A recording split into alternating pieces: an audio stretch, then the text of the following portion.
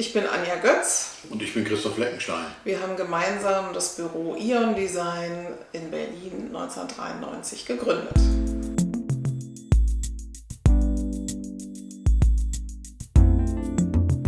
Also kennengelernt haben wir uns in Stuttgart an der Kunstakademie bei Richard Zappa, den du vorher... Genau, den habe ich auf einer Ausstellungseröffnung seiner Topfserie für Alessi bei Modus Möbel persönlich kennengelernt, und dort haben wir uns über den Beruf des Designers unterhalten, und dann hat er gesagt, ja, weißt du was, wenn du Abitur hast, dann kommst du zu mir nach Stuttgart und studierst bei mir. Und das hat mich dann so beeindruckt, diesen tollen Mann kennenzulernen, dass ich das dann auch wirklich gemacht habe. Dann bin ich von Berlin nach Stuttgart und habe dort studiert, und dort haben wir uns dann getroffen.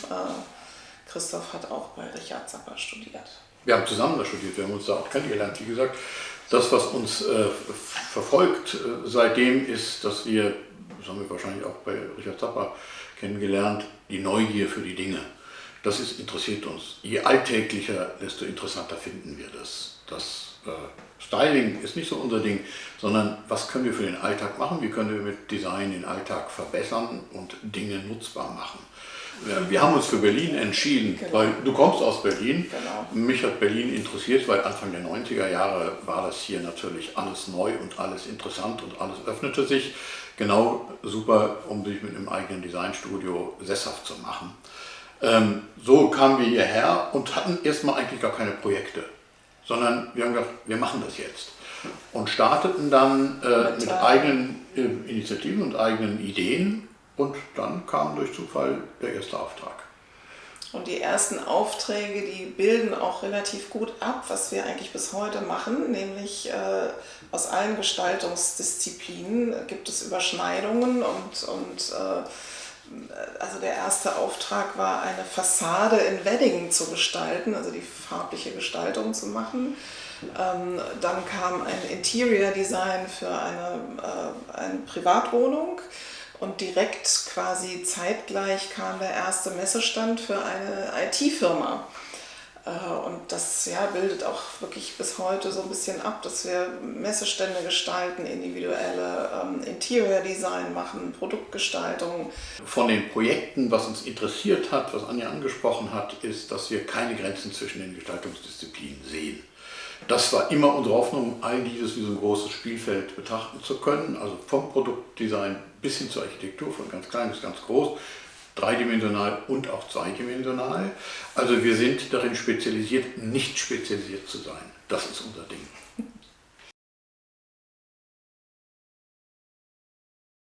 Die erste IT-Firma, da haben wir dann mit Erik Spiekermann zusammengearbeitet, mit Meta-Design, also auch einem IDZ-Mitglied, was ein totaler Zufall war. Und dann haben wir gedacht, okay, jetzt sind wir langsam in der Berliner Designszene, von der wir gar nicht wussten, wie die tickt, sind wir selbst mit drin. Zur Berliner Designszene, dazu gehört natürlich ganz klar das IDZ, wo wir auch seit, ich muss gestehen, ich weiß es gar nicht, Anfang der 90er Jahre Mitglied sind, also fast von den ersten Momenten an, und auch treues Mitglied. Für uns war es interessant, IDZ, das lockte uns total. Es gab einen Vortrag von Achille Castiglioni, dem großen italienischen Designer, einer unserer Idole, würde man fast sagen. Fantastischer Vortrag, da kamen wir nur rein, weil wir dann gerade ganz frisches IDZ-Mitglied geworden sind und dachten, okay, das lohnt sich. Und seitdem sind wir mit dabei. Das stimmt. Also es gab noch viele andere tolle Veranstaltungen, was natürlich ein absoluter Gewinn ist. Also wirklich ganz toll.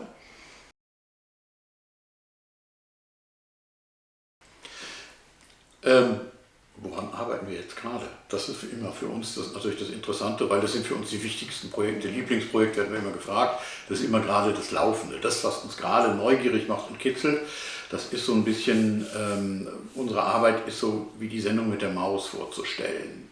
Wir haben manchmal gar keine Ahnung von dem ganzen Umfeld, aber ergründen uns das Stück für Stück, indem wir viele Fragen stellen. Das ist die wesentliche Grundlage für unsere Konzepte. Und dann starten wir in unsere Projekte rein. Wir können ja mal erzählen, hier vorne haben wir eins. Genau, also das letzte, oder das Projekt, wo wir gerade Feuer und Flamme sind und eigentlich gar nicht aufhören können, uns dafür zu begeistern, das ist der Trinkbrunnen, den wir gerade sozusagen marktreif entwickelt haben. Da ist sozusagen die Geschichte dazu, dass wir den entwickelt haben für einen Wettbewerb. Das ist aber schon relativ lange her und dann ist sozusagen die Firma Hamburg Wasser auf uns zugekommen und wollte diesen Trinkbrunnen gerne haben. Und dann haben wir mit Hamburg Wasser zusammen die ersten Prototypen entwickelt. Das war letztes Jahr oder ging 3 Jahre bis letztes Jahr, wo dann der erste Trinkbrunnen auch aufgestellt wurde. Und jetzt haben wir das Projekt zur Serienreife gebracht und stellen den Trinkbrunnen im Aluminiumguss her mit der fantastischen Firma Beer hier in Berlin, eine Gießerei, die wirklich absolut super Arbeit macht. Und ja, das ist unser Projektpartner bei dem Trinkbrunnen. Und es ist für uns immer wichtig, gute Projektpartner zu haben. Genau. Ohne die können die Projekte nicht erfolgreich sein. Wir können viele schöne Dinge ausdenken, aber wenn wir keine Partner haben, keine Mitglieder hier bei uns im Team, das ist das Erste.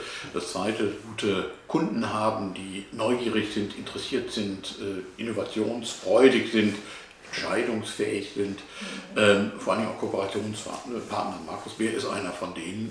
Alte Gießerei, aber in der Lage, so ein Produkt mit heutigen Mitteln herzustellen, das macht einfach Spaß. Das ist Sendung mit der Maus in der Anwendung. Genau, so eine komplexe Form auch umzusetzen, weil die Form hat es in sich. Und ja, die Idee des Trinkbrunnens ist, dass es sozusagen oben ein offenes Becken gibt, was eben das Waschbecken oder das Wasserbecken symbolisiert. Und dort kann aber dann eben nicht die Wäsche gewaschen werden, weil unten der Ring offen ist und das Wasser fließt dann sozusagen an der Oberfläche unten in eine Schale, wo das Wasser aufgefangen wird und die Tiere, also Hunde, Igel, Füchse der Stadt auch dort Wasser trinken können. Oben können natürlich Menschen trinken und zwar direkt am Wasserstrahl oder auch Flaschen abfüllen und das kann man eben als Kind, als Erwachsener, auch als Rollstuhlfahrender genau bewerkstelligen. Das war uns wichtig. Und wir sollten eine eigenständige Form haben. Die hat sich ergeben sozusagen. Der Brunnen ist ein Produkt aus dem Bereich Public Design, in dem Bereich wir schon viele Dinge gemacht haben, sehr viel mit dem Unternehmen Wall. Wall war eine Zeit lang sogar auch so inniglich mit uns verbunden, dass die Mitgesellschafter bei uns waren. Und für die haben wir Projekte auf der ganzen Welt gemacht, jeder Art, Werbeträger, Dinge für den öffentlichen Bedarf, eben im öffentlichen Raum. Für uns eine super interessante Aufgabenstellung, weil es alltäglicher gibt es dann nicht mehr. Bis hin zu öffentlichen Toiletten auf dem Alexanderplatz zum Beispiel, die meist benutzte Toilette Europas. Und da beweist sich, ist die Gestaltung richtig oder falsch. Da geht es nicht um hübsch oder hässlich, sondern es geht richtig oder falsch. Die Schönheit spielt da allerdings auch eine Rolle. Und das Ding funktioniert seit mittlerweile 15 Jahren. 2008 war das. Also gut. Also schon eine Weile her. Und weil die Projekte so gut liefen, haben wir für Wall nicht nur deren Produkte im öffentlichen Raum gestaltet, sondern eben auch Gestaltung für Wall als Unternehmen gemacht. Unternehmensgebäude zum Beispiel in den Niederlanden und in der Türkei haben wir für die gestaltet, also als Architekten gearbeitet. Und wir haben auch neue, und Freiburg, Entschuldigung, natürlich Freiburg auch, wo wir so eine Art Corporate Architectural Design entwickelt haben.